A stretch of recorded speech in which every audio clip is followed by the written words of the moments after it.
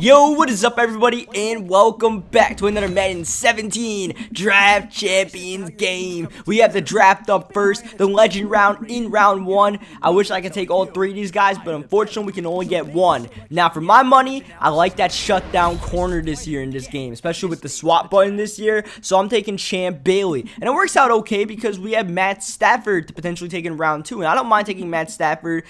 Great throw power, accuracy is okay, it's no John Elway, but I can live with that. I'm debating between Randall Cobb and Stafford. I end up taking Stafford right here just because I really don't want to get stuck with a silver quarterback, and you know who I'm taking in round 3. I don't even gotta say, I don't even gotta break down the decision. It's clear cut. Eric Berry's joining the team. Now round 4, this goes back to my MO about really wanting cornerback. So Vontae Davis is the top decision here for me, but you think about having a great field general in the middle of the field, Wesley Woodyard, 82 zone. I'm like, you know what? We could probably get a second cornerback later in the draft. So I take Woodyard, 84 overall, and we'll see how that decision works out right there as we take an end. I figured, you know why not, let's just draft an end in that round.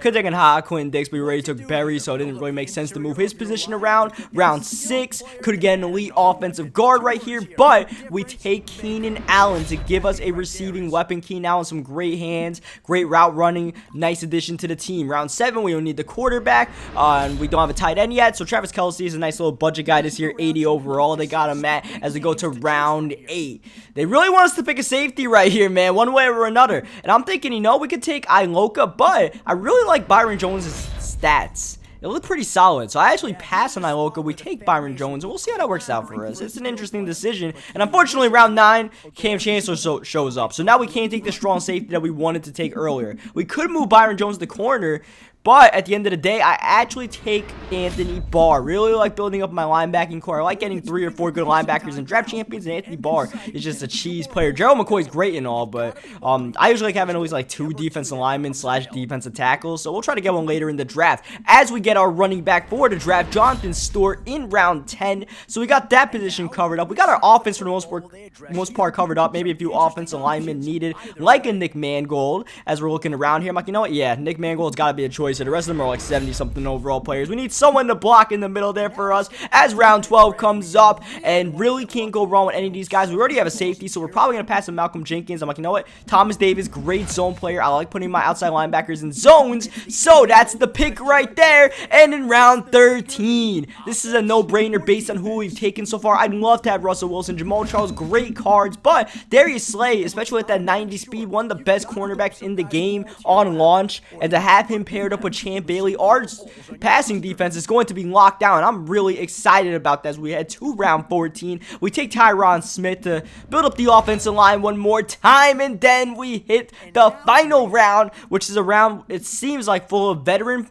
players, hero players, and signature players. And you guys see right there, it took me a while to make my decision. I actually took David Johnson. The smart pick there, probably Jason Pierre-Paul, based on the way our defense was, or even Frosty Rutgers. One of those two based on the way our defense was set up. We don't really have much D linemen, but you know what? I really want to try this David Johnson out. We already have Jonathan Stewart, so unfortunately that's kind of a waste of a pick on Stewart because he's not really going to steal the field much. But draft champions for me, one of the big things about draft champions is trying out cards, see how they play, especially for next time you do a draft champions, especially those star players. I like to try out when they show up as we get the stop on 4th and inches to start the game. So it's not like going for the best team or anything like that. Sometimes it's just, you know, picking players I want to take. Like I take Eric Berry no matter if I have 10 safeties or whatever the hell the situation is. But Berry's one of our star players on defense, and our star player on offense is David Johnson as we give him the ball right there, see what he can do. Stafford should be able to sling the rock at an accurate pace as we find Dorsett, but that's not enough for the 4th down. We run hurry up here, or the 1st down, so we go for it on 4th down. We go to Dorsett again,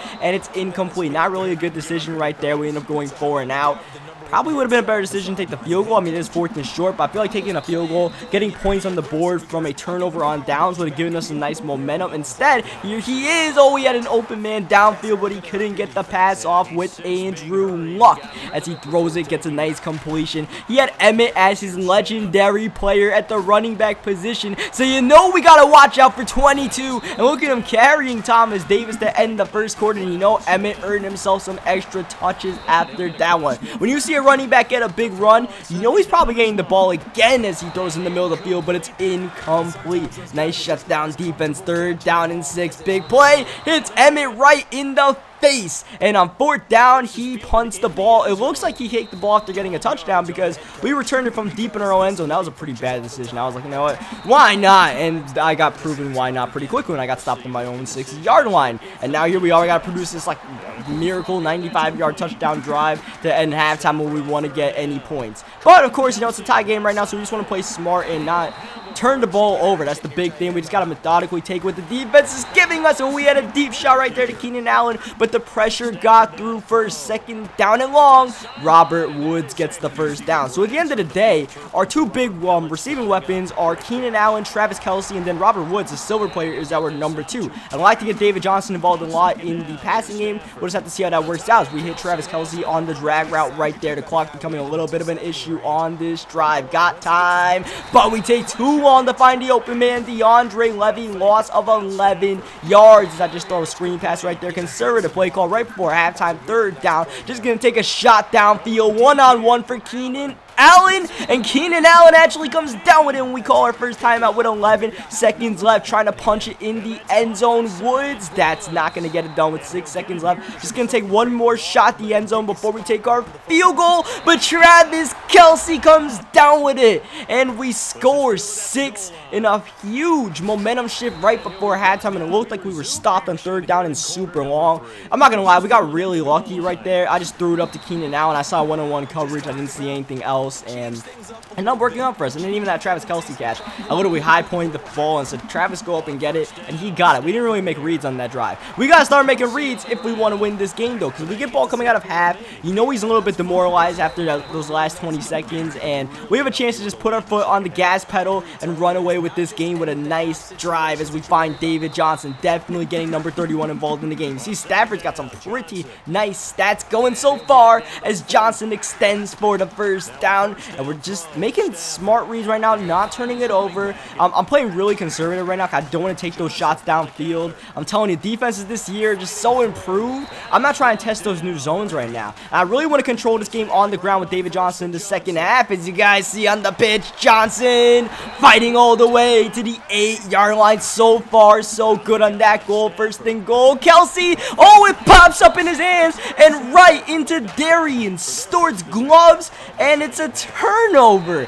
as he actually catches that pass right there. Wide open Kelce on the little drag route, and he just dropped it and went right into the defender's arm. Nothing we could do about that. We give a bad field position. We're making good reads all drive long, and it really sucks that happen because now he has a chance to tie the game. Start the 4th quarter, looking downfield, but it's picked up by you know who, Eric Berry. Don't get your hands in the cookie jar because it's a messy little situation. When Eric Berry's the man patrolling the cookie jar, you're not getting away with it, especially as we run the ball with David Johnson, but we're forced to pass on 3rd down, and we squeeze one into Keenan Allen for the 1st down. He was using like a defensive tackle, and thankfully we got over that big boy somehow. And now we have a chance to really ice this game on the ground, chewing up clock, whatever it may be. Though there's a touchdown, we're going to take it as there's a minute 26 seconds left. He sends the blitz, and we go downfield to Keenan Allen for the potential dagger. That was big.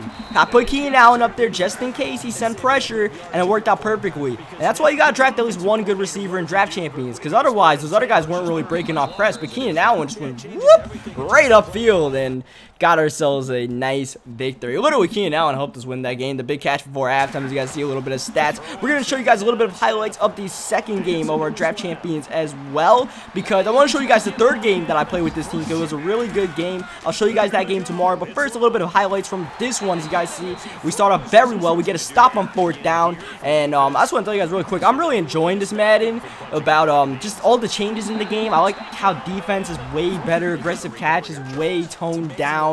The only thing, there's a couple of, iffy things, like fumbles happen way too often. There's still some of those guys. I don't know what the hell happened right there. My game lagged like crazy. We were in position to stop that guy, but I really don't know what happened. As he ends up getting more all jukey and stuff with Andrew Luck. The second time we're facing Andrew Luck in a row as he runs the ball there with, I believe, Crowell, and gets in the end zone, showing a pulse, getting a touchdown. First touchdown we've given up a draft champions with this team so far as we get sacked by Mario Williams, and he actually missed the PAT. I didn't get to show that.